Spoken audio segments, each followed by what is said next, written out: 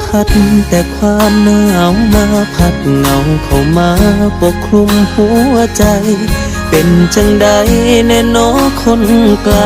กำลังเหงาใจคือกันบ่ห่มผ้าแน่เด้อยามนอนพักผ่อนหลายๆหูบ่หน้าหนาวปีนี้คงได้แค่รออ้อ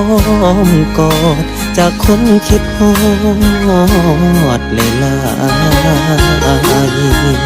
ยๆ